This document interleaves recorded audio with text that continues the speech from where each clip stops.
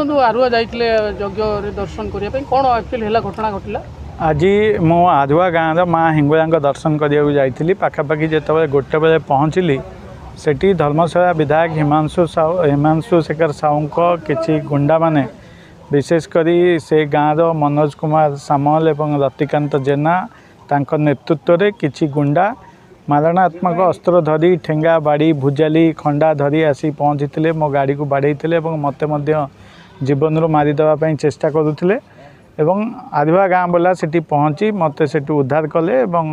आमे समस्ते मिसिकी गलु माँ का दर्शन करके मु फेरिली कि आप गोटे गणमाध्यम किस संपर्क फोन में प्रतिक्रिया दूसरे आपने संपर्क आगु जानते पुलिस एसपी को अवगत करते हाँ मुझे भुवनेश्वर बाहरी ए विषय में मुझे खबर पाई मु एसपी को पाखापाखि 11टा पूर्व जनईली जे मु आधुआ हेंगुला को जाऊँगी एवं मु शुणुची सेठी किसी गंडगोल हो पारे आपड़ टे ए विषय में बुझे मु जनईली एवं मु पहुँचला परे सेठी ए घटना जहाँ घटी समस्त घटना पुलिस रो उपस्थित रही एवं से खंडा हो से ठेंगा हो से भुजाली हो से गुड़िक पुलिस सेठू जबत कर दृश्य गणमाध्यम बुलूची उद्धार होके आधुआ ग्रामवासी को धन्यवाद देवी से माने जो माने मते निमंत्रण करथिले मु जाइथिली माँ का दर्शन करने सी सेठी पहुँचले एवं मत से उद्धार करके नेले एवं माँ का दर्शन कर पुणी छाड़िले गाड़ी कौन होइछि जो आक्रमण हैला कौन होइछि आपड़ जदि देखिथिबे भिजुआल मु जा आसिला परे देखुली सेठी साधारण लोक मैंने लाइव करिसेंती को भली भाबे उन्मत्त कांड करुथिले सेठी जो माने कथा कहली से मनोज सामल हो रतिकांत जेना समर्थक जो माने विधायक इंगित रे कार्यक्रम करथिले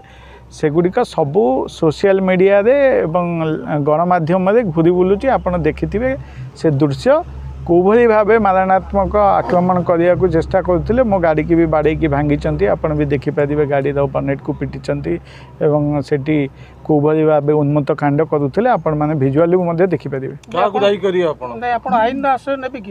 मोर जाजपुर पुलिस उपरे बिल्कुल भरोसा नहीं एभली घटना धर्मशाला नुआ नुहे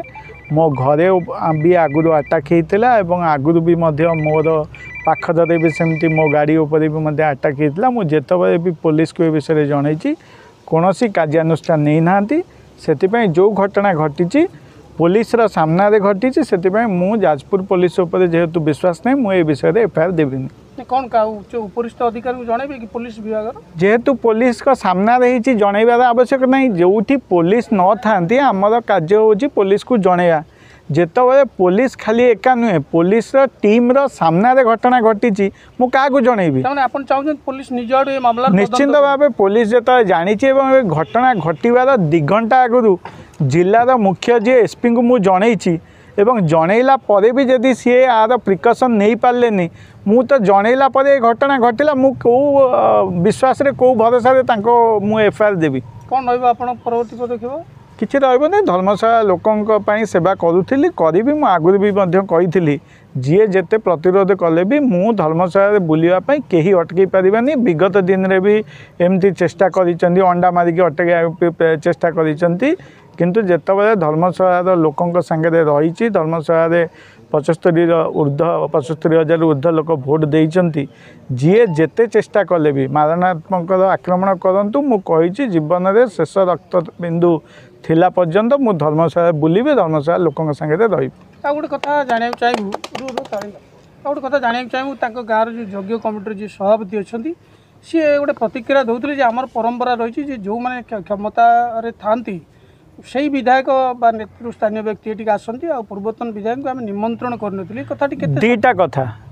गोटे कौटी अनुष्ठान रे परंपरा न था विधायक को डाकिबे आ क्या डाकिबे ये परंपरा कौटी तो मो कान उठिला दिन सुननी बाकी जोटा कहले आम डाकिनु ये आधुआ गाँव जो मैंने डाकी से भाई मैंने भी ये अच्छा समस्ते ये अच्छा आपड़ बाइट भी नहीं पारे जो ग्रामवासी मैंने आसिकी मत पहुँचिकी निमंत्रण करते से तो नथिले मु आज जीवन में बंची न था से मैंने जो मैंने निमंत्रण करते से मैंने थिले बोली तो मु बंची आज आपण आगे ठिया होइछि आ जो भद्र व्यक्ति कहले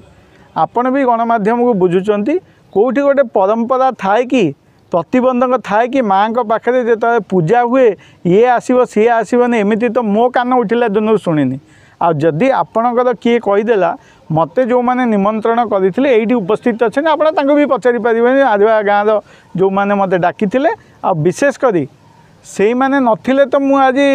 ମୋ ଜୀବନ ତୁମ ଆଗରେ ଏଇ ଯେଉଁ ଦେଖୁଛ ଠିଆ ହେବାକୁ ମୁଁ ସେତିକି ସକ୍ଷମ ହେଇନଥାନ୍ତି। ପୁରା ଦୃଢ଼ ମାନେ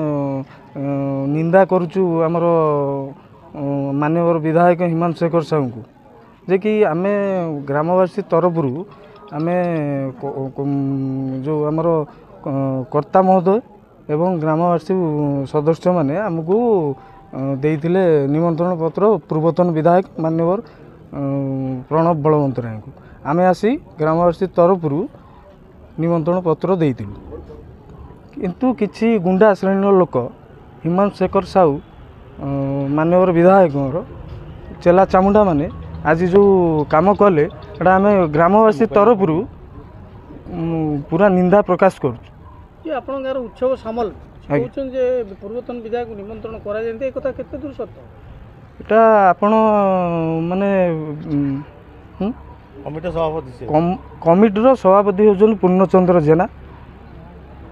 ସିଏ ଆମକୁ କାର୍ଡ଼ ଦେଇଥିଲେ ଆମେ ଆସିକି ମାନ୍ୟବର ପୂର୍ବତନ ବିଧାୟକ ପ୍ରଣବ ବଳବନ୍ତରାୟଙ୍କୁ ନିମନ୍ତ୍ରଣ ଦେଇଥିଲୁ।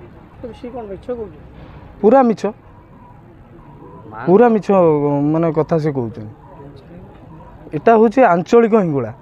ଗ୍ରାମ ପଞ୍ଚାୟତର ହିଙ୍ଗୁଳା ଏଟା କାହାର ନିଜସ୍ୱ ହିଙ୍ଗୁଳା ମାଆଙ୍କ ହିଙ୍ଗୁଳା ନୁହେଁ। ଏଠି ସମସ୍ତଙ୍କର ଅଧିକାର ଅଛି ସମସ୍ତେ ଯାଇପାରିବେ କିନ୍ତୁ ସିଏ ଯେଉଁ ଗୁଣ୍ଡା କାମ ଆଜି କଲେ ତାକୁ ଗ୍ରାମବାସୀ ତରଫରୁ ଆମେ ନିନ୍ଦା କରୁଛୁ।